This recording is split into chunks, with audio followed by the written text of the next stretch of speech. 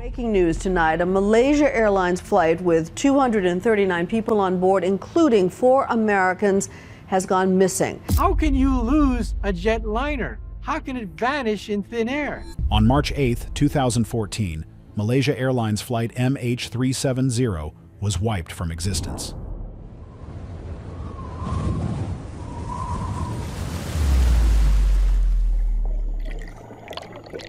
One moment, a Boeing 777 soared above the ocean. The next, its transponder was cut, its tracking system silenced, and the jet became a phantom in the sky. For years, investigators searched in vain, chasing debris and scraps of data. But today, everything changes. Aerospace engineer Richard Godfrey has revealed a groundbreaking surveillance method, one that can follow an aircraft even when it tries to vanish. And what it uncovers about MH370's final journey is as shocking as it is terrifying. A ripple in the sky. Hundreds of millions of dollars were spent searching an area of the southern Indian Ocean, roughly the size of Florida, with nothing to show for it. You see, the search was based on a handful of faint electronic handshakes between the plane and an Inmarsat satellite. These pings gave searchers massive curved arcs of possible locations. A search area so vast it was like looking for a needle in a continent-sized haystack. Many people went crazy trying to solve this puzzle. But the answer, it turns out, wasn't in the satellite data alone. It was hidden somewhere else entirely, in a place no one thought to look. The thing nobody tells you is that our planet is constantly bathed in a web of invisible signals. Meet Richard Godfrey, a British aerospace engineer with 4 decades of experience and an obsession with finding MH370. He wasn't looking at satellites. He was looking at something called WSPR, which stands for Weak Signal Propagation Reporter. Think of it like this.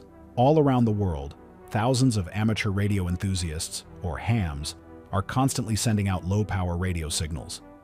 These signals are incredibly faint, and they bounce off a layer of our atmosphere called the ionosphere, sometimes traveling thousands of miles before another ham's receiver picks them up.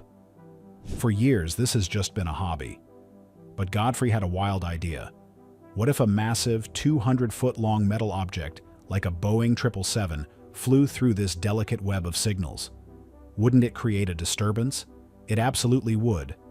Godfrey theorized that as MH370 sliced through these radio signals, it would act like a rock in a pond, creating tiny, measurable ripples, dips in signal strength, or slight changes in frequency.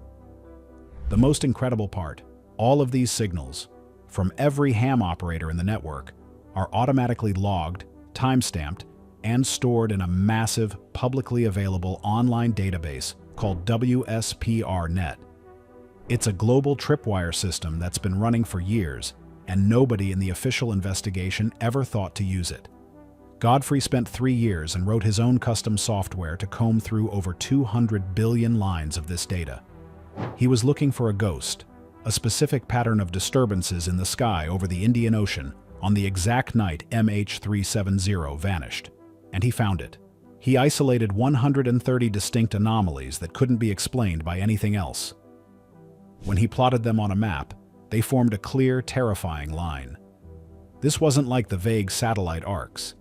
Each WSPR signal travels a specific path from one operator to another. By cross-referencing multiple disturbances at the same time, Godfrey could narrow down the plane's location to a corridor just 12 miles wide. He focused on signals at 14 megahertz, which react in a very predictable way to an object the size of a 777. What emerged was a refraction fingerprint, a trail of breadcrumbs leading directly to a specific point in the ocean. This data was hiding in plain sight, a complete record of the Phantom Flight's journey into oblivion. The search for the needle in the haystack was over. Godfrey had a map that led directly to it. But this new path revealed something far more unsettling than just a crash site: the loitering ghost. The track that emerged from the WSPR data didn't just point to a new location. It told a chilling new story about the final hours of MH370. You see, the official narrative had always been murky, suggesting the plane flew on autopilot for hours until it ran out of fuel. But the path revealed by Richard Godfrey shows something far more deliberate and far more sinister. After the plane made its now infamous turn back over Malaysia and flew out into the Strait of Malacca, it didn't just head south. The WSPR data shows a series of unusual speed and altitude changes, maneuvers that defy the logic of a simple, straight flight path. It suggests someone was actively flying the plane, making conscious decisions. But the most shocking revelation is what appears to be a holding pattern. About 3 hours before its final descent, the data suggests the plane may have loitered, circling in the sky for a period of time. There is no logical or mechanical reason for a commercial airliner to do this in the middle of nowhere, thousands of miles from the nearest runway. This wasn't an emergency maneuver. This was a delay. It raises a deeply uncomfortable question. Was the pilot waiting for something? Was he waiting for the sun to rise or for a specific time to be reached? Many people are crazy about the different theories, but this piece of data points away from a simple accident and towards a planned event. The thing nobody tells you is that a holding pattern like this would require active input from the cockpit. Then there's the final path. The 130 disturbances formed a clear track, curving southwest and then south, ending abruptly in the southern Indian Ocean. The precision of this track is what makes it so powerful. Godfrey was able to cross-check the timestamps of his 130 WSPR anomalies against the known Inmarsat satellite pings. They matched up almost perfectly within 4 minutes, confirming that whatever was disturbing those radio waves was the exact same object talking to the satellite. This ruled out any other aircraft and proved he was tracking MH370. The final data point, the last ripple in the sky, places the aircraft's final resting place at 29.128 degrees south, 99.934 degrees east. This is a tiny, specific spot in one of the most remote places on Earth.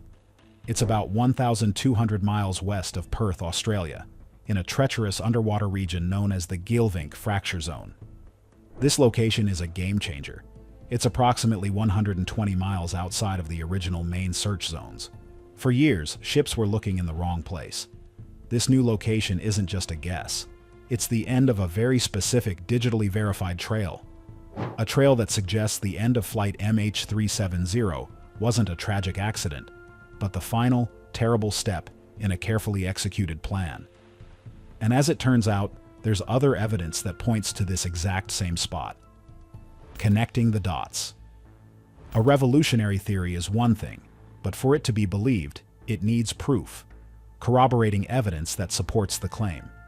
And this is where Richard Godfrey's work goes from a compelling theory to what many now believe is the definitive solution to the mystery. You see, the WSPR data doesn't exist in a vacuum. It aligns perfectly with almost every other piece of credible evidence we have. First, and most importantly, is the debris. Over the years, more than 30 pieces of confirmed or suspected debris from MH370 have washed up on the shores of Africa and islands like Reunion. This was always a crucial clue, but also a confusing one. How could you trace this wreckage back across thousands of miles of unpredictable ocean currents? Scientists at the Geomar Helmholtz Center for Ocean Research in Germany did just that. They ran sophisticated oceanographic drift simulations, essentially putting virtual debris into the water at different locations and letting computer models predict where the currents would take it over several years. The results were astounding. Their models showed that for debris to end up on Reunion Island and the coast of Africa, it would have most likely originated from a crash site within 60 miles of 30 degrees south latitude. Godfrey's proposed crash site at 29 degrees south fits perfectly within this hot zone. The science of the ocean currents backs up the science of the radio waves.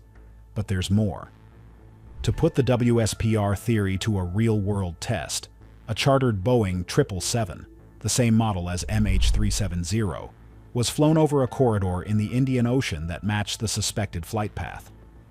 As the plane flew, WSPR stations on the ground monitored the signals. The result? They detected clear disturbances in the radio waves exactly where the plane was. This live test confirmed, beyond a shadow of a doubt, that the WSPR system can and does track large aircraft even when they are flying dark with no transponders on.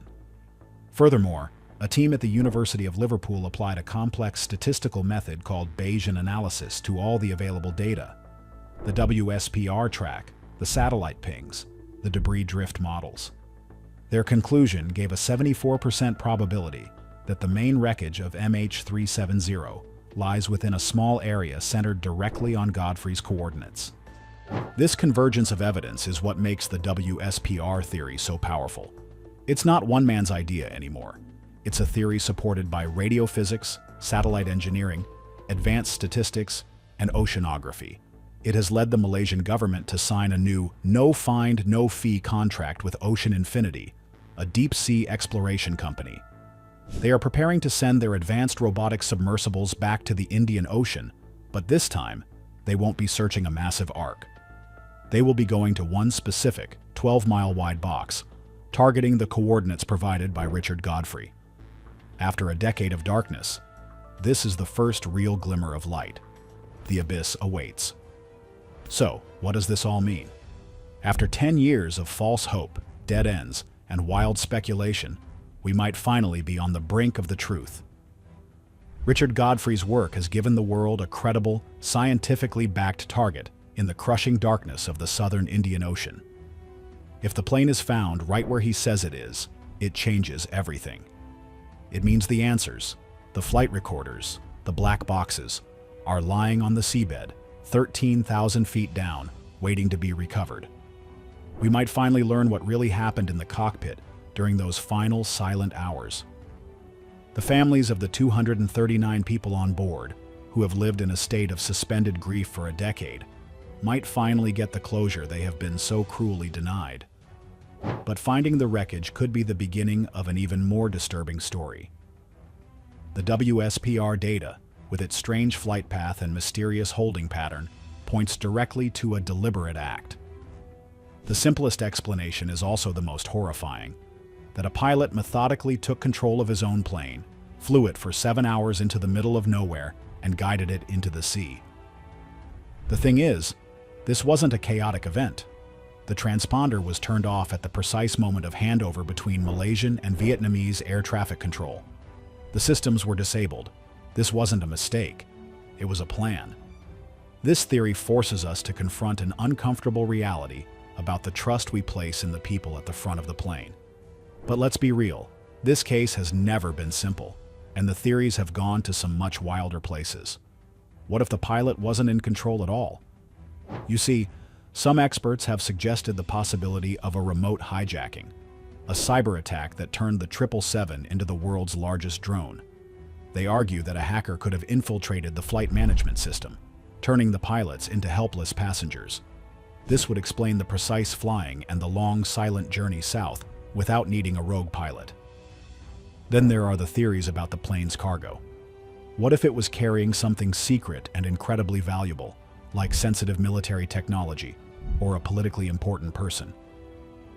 Many people are crazy about the idea that the plane was deliberately diverted to the remote U.S. military base on Diego Garcia. Theorists claim the unusual turns and the radio silence were part of a covert operation to seize the plane and its contents. In this version of the story, the final flight south was a staged event, a ghost flight on autopilot designed to create a false trail and make the world believe the plane was lost at sea. And then you get into the truly bizarre ideas that a mystery this deep inevitably creates. Was the plane an accidental victim of a top-secret military weapons test gone wrong? Or was it intercepted by an unknown force, a UFO that simply plucked a 200-ton airliner from the sky without a trace? The evidence is on the table, and a new search is on the horizon. But if they find the plane exactly where the signals say it is, are we truly prepared for the dark truth it might reveal about what happened in that cockpit? Let us know what you think in the comments. Don't forget to like this video and subscribe for more deep dives into the world's biggest mysteries.